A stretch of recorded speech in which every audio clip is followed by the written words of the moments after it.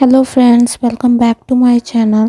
तो आज मैं एक्सप्लेन करने वाली हूँ लव सॉन्ग इन विंटर के एपिसोड नंबर 2।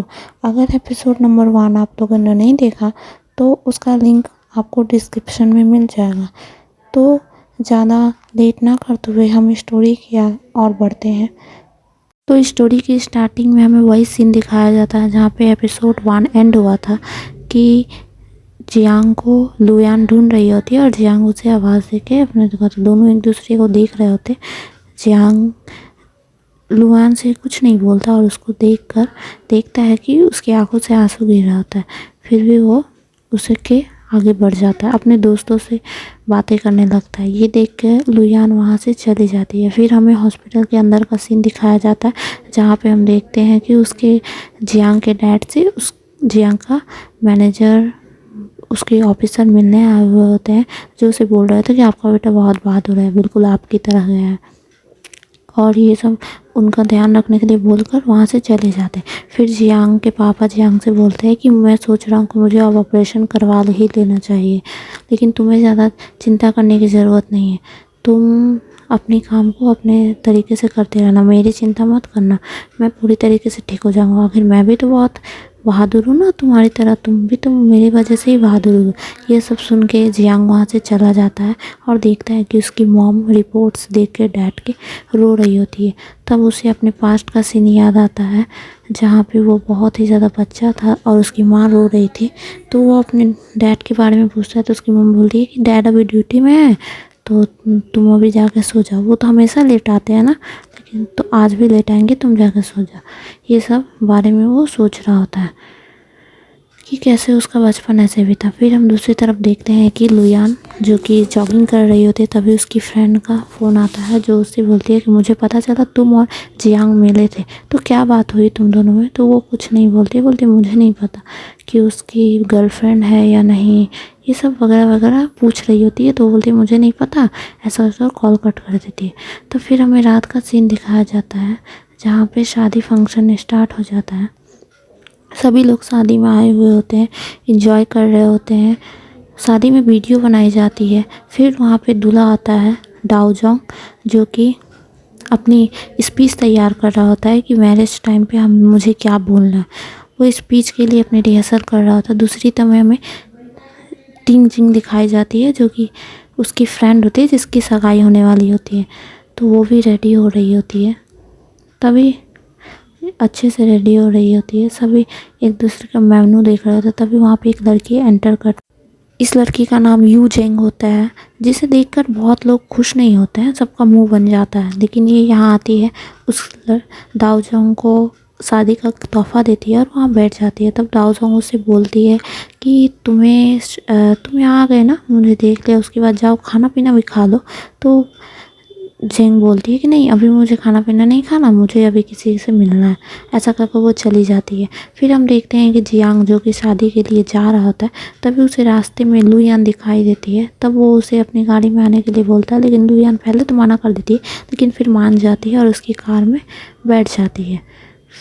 जब वो कार में बैठती है, ये लोग जा ही रहे होते हैं, तभी जियांग लुयान से पूछता है कि अब वो पेशेंट कैसा है। तो लुयान उसे बताती है कि अब तो वो ठीक है, आईसीयू में है, उसकी कंडीशन थोड़ी बेटर हो सकती है, धीरे धीरे वो ठीक हो जाएगा।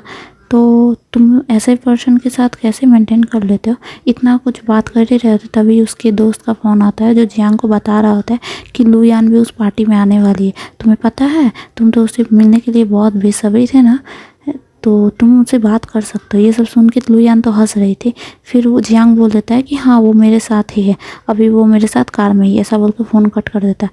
और जियांग लुयान को बोलता है कि मैं तुमसे मिलने के लिए सच में बहुत ही बेताब था, लेकिन सिचुएशन ही ऐसी नहीं थी। ऐसे करके ये दोनों में ऑकवर्ड सा फीलिंग हो जाता है। फिर ये लोग बंद हो जाते हैं। फिर शादी के पास हमें दिखाया जाता है कि ये लोग पहुँचते हैं। तभी वहाँ पर हमारा दूसरा कैरेक्टर आता है, इसका नाम बे फेंग होता है। इसे देखकर जियांग थोड़ा ज़्यादा खुश नहीं होता है, इन लोग में शायद मनमुटाव होगा। फिर वो फैंग लुयान से बातें करने लगता है कि बहुत दिनों बाद तुम्हें देखे, तुम तो बहुत दिन बाद मिल रहे हैं, हम लोग बहुत मुश्किल से कहीं मिलते हैं। तो लुयान भी उससे हंस हंस के बातें कर रही होती है, बोलती है कि हाँ हम लोग बहुत दिन बाद मिले। ऐसा करके ये दोनों लिफ्ट में जाने लगते हैं, लेकिन जियांग भी पीछे थोड़ी ना रहता, जियांग भी उस लिफ्ट में कूद पड़ता है, इन दोनों के बीच में चला जाता है। फैंग तो अपनी दाल गला ही रहा था, लेकिन इसे ऐसे बातें करते हुए देख के जियांग तो मन ही मन गुस्सा हो रहा था। उसे तो जलन बहुत हो रही थी, इसलिए वो ज़्यादा कुछ नहीं बोलता। जब निकलने का टाइम आ जाता है तो वो लुयान को लिपस्टिक देता है, बोलता है कि तुम इसे मेरी कार में ही भूल गई थी। ये तो सुनते के साथ फैंग का मुंह बन जाता है। फिर वो तीनों एक साथ पार्टी में पहुंचते हैं, जहाँ पे सब उन लोग से पूछने लगते हैं कि लुयान और जियांग तुम दोनों एक साथ आए, ऐसा क्यों, क्या हम जान सकते हैं इसकी वजह? तो वो लोग बोलते हैं ना, इत्तेफाक से, मैं बस रास्ते में इससे मिल गया था इसलिए मैं ले आया। फिर बात को आगे न बढ़ाते हुए सेरेमनी स्टार्ट हो जाती है। सभी लोग एक दूसरे से पार्टी एंजॉय कर रहे होते हैं, बातें कर रहे होते हैं। जियांग और फैंग तो एक दूसरे से बहुत ही ज़्यादा कॉम्पिटिटिव थे, उनकी बातें नज़रों की तकरारों में चल रही होती है। फिर फंक्शन स्टार्ट होता है। शादी के लिए दुल्हन मंडप पे आ ही रही होती है, सभी लोग तालियां बजा रहे होते हैं। उसका दोस्त जो कि अब स्पीच देने वाला होता है, वो दुल्हन को ले लेता है, स्पीच देने लगता है कि बीच में ही वो स्पीच बोलना अपना भूल जाता है। तो उसको कवर अप करने के लिए जियांग उसकी स्पीच बोल रहा होता है, जिसे सुनकर लुयान तो मन ही मन बहुत ज़्यादा नर्वस हो रही होती है, बहुत ही ज़्यादा खुशी हो रही होती है। फिर उसे पास्ट का सीन याद आता है, जहाँ पे जियांग उसे प्रपोज करता है, बोलता है कि अब हमें शादी कर लेनी चाहिए, मेरी ड्यूटी अगले महीने से स्टार्ट हो जाएगी। तो जियांग को लुयान बोलती है कि हम तो अभी 6 महीने भी नहीं हुए हमें डेट करने के लिए, हमें शादी क्यों करनी चाहिए? तो जियांग बोलता है कि हाँ, मुझे शादी कर लेनी चाहिए, क्योंकि मैं अब तुमसे दूर नहीं रह सकता। अगर तुम्हें मेरी बातें अजीब सी लग रही होगी तो मैं अब आगे नहीं कुछ बोलना चाहता। इतना बोलकर वो जाने लगता है, लेकिन लुयान उसका हाथ पकड़ लेती है और उसे किस कर देती है। बोलती है कि नहीं, ऐसी कोई बात नहीं, मुझे तुम्हारी बातें बहुत अच्छी लग रही है। तो जियांग बोलता है कि अगर अच्छी लग रही है तो ठीक से किस करते हैं ना, और ऐसा करके वो दोनों एक दूसरे को किस करने लगते हैं। यही सब मोमेंट जियांग याद कर रहा होता है, लुयान भी याद कर रही होती है। फिर दाओजोंग और टिंग जिंग की शादी कंप्लीट हो जाती है। ये दोनों एक दूसरे की रिचुअल्स बोल देते हैं, एक दूसरे की स्पीच बोल देते हैं। ऐसा करके इन दोनों की शादी कंप्लीट हो जाती है। चारों तरफ गुब्बारे उड़ रहे होते हैं। इस तरह से एपिसोड 2 की एंडिंग यही हो जाती है। Thank you for watching, please like and subscribe my channel.